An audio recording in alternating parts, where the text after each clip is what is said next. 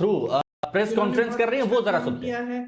उसके साथ साथ ऐसी महिलाएं हैं जिन्होंने बहुत अत्याचार भी देखा है अपने जीवन में और उसके खिलाफ लड़ा है। कुछ समाज सेविकाएं भी हैं जो अपने विधानसभा से लड़ना चाह रही थी, तो उनको भी हमने समर्थन दिया है और आगे बढ़ा है। मैं इस सूची को, जो 50 महिलाएं हैं, 2 मिनट में मैं उनकी सूची पढ़ के आपको सुनाना भी चाहती हूँ। नंबर 18 नगीना में श्रीमती हेनरीटा राजीव सिंह। नंबर 21 नेहटौर में श्रीमती मीनाक्षी सिंह। नंबर 33 संभल में श्रीमती निदा अहमद। नंबर 45 हस्तिनापुर में श्रीमती अर्चना गौतम। 46 किठौर में श्रीमती बबीता गुर्जर। 60 गढ़मुक्तेश्वर में श्रीमती आभा चौधरी। 61 नोएडा में श्रीमती पंखुरी पाठक। 86 इत्मादपुर में श्रीमती शिवानी सिंह बघेल। 92 में श्रीमती मनोज दीक्षित। 95 टुंडला में श्रीमती योगेश दिवाकर। 98 शिकोहाबाद में श्रीमती शशि शर्मा। 99 सिरसागंज में श्रीमती प्रतिमा पाल। एटा 104 में श्रीमती गुंजन मिश्रा। मैनपुरी 107 में श्रीमती विनीता साखिया। कड़हल 110 में श्रीमती ज्ञानवती देवी। बिसौली 112 में श्रीमती प्रज्ञा यशोधा। बदायूं 115 में श्रीमती रजनी सिंह। बहेरी 118 में श्रीमती संतोष भारती। बरेली कैंट में 125 में श्रीमती सुप्रिया एरन। जलालाबाद 132 में श्रीमती गुरमीत कौर। पोवाया 134 में श्रीमती अनुज कुमारी। शाहजहांपुर 135 में श्रीमती पूनम पांडे। मोहाली 144 में श्रीमती रितु सिंह।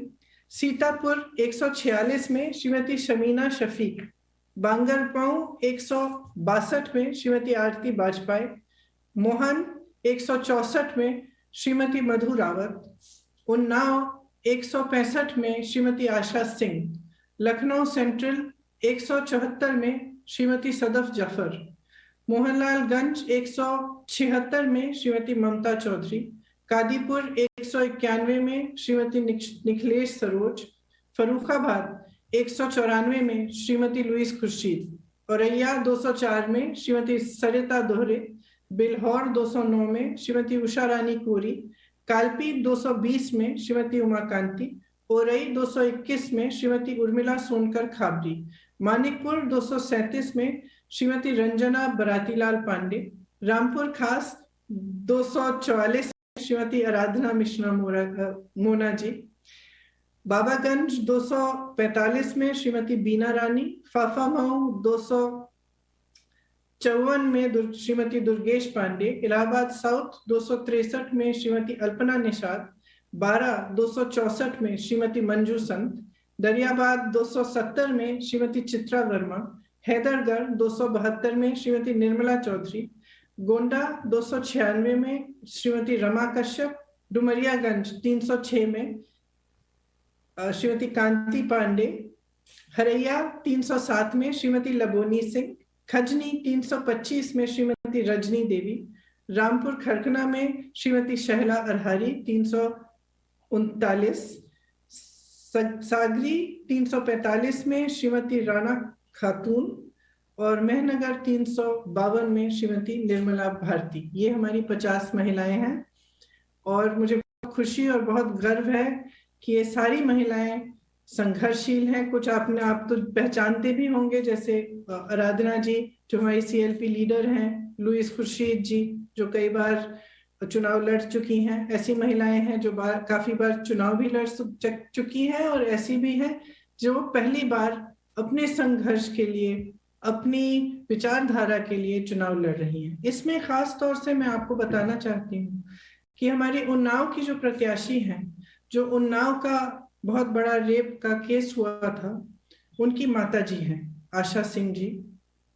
वो चुनाव लड़ना चाहती हैं और हमने उनको मौका दिया है कि अपने संघर्ष को वो जारी रखें और जिस सत्ता के जरिए उनको दबाया गया, उनके परिवार के साथ तरह तरह के अत्याचार किए गए, उनके पति की हत्या की गई, उनके देवर जी आज भी जेल में हैं, उनकी बेटी का बलात्कार किया गया, उसके बाद एक्सीडेंट कराया गया, वही सत्ता अपने हाथों में लें और खुद के लिए अपनी लड़ाई लड़ें।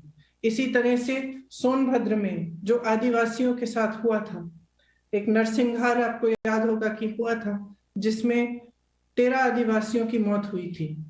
उस समय एक लड़का, आदिवासी लड़का था रामराज गोंड, जिन्होंने उनकी आवाज उठाई, उनके लिए संघर्ष किया। आज रामराज गोंड हमारे जिला अध्यक्ष हैं, पिछले 2 सालों से हमारे जिला अध्यक्ष रहे हैं।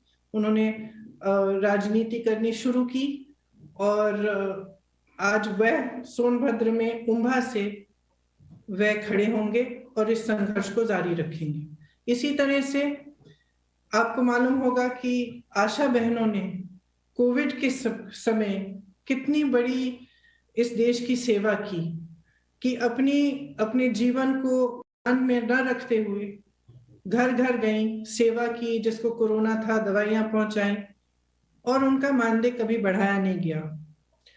उस मानदेय को बढ़ाने के लिए एक संघर्ष किया गया था। इसमें पूनम पांडे जी आशा बहू हैं, वह उन्होंने संघर्ष को मजबूती से उठाया। हाल ही में आपने देखा होगा एक वीडियो में उनको खूब पीटा गया, पुलिस ने उनको पकड़ा, प्रशासन ने उनको मारा पीटा, बस में घसीट के ले गए, उनके ऊपर बैठ के उनका गला दबाया कि तुमने हिम्मत कैसे की ये सवाल उठाने के लिए। तो पूनम पांडे जी भी शाहजहांपुर से चुनाव लड़ रही हैं। सदफ जाफर के बारे में आप सबने सुना होगा। सदफ जाफर ने NRC के समय बहुत संघर्ष किया, पुलिस उनको उठाकर ले गई, बेवजह उनको जेल में डाला। उनके 2 बच्चे अकेले घर पे थे, उनकी देखभाल के लिए कोई नहीं था, फिर भी सदफ ने संघर्ष किया, आवाज उठाई। उसके बाद भी जब सरकार ने तमाम पोस्टर छपवा के प्रदेश की शहरों में लोगों के चेहरों की फोटोग्राफ उन पोस्टरों पे लगाकर उनके बारे में प्रशासन ने लिखा, तब भी सदफ जी का नाम उसमें था, फिर भी उन्होंने संघर्ष किया और वो पीछे नहीं हटे। तो मैं आपसे कहना चाहती हूँ कि जो हमारी सूची है वो एक नया संदेश दे रही है।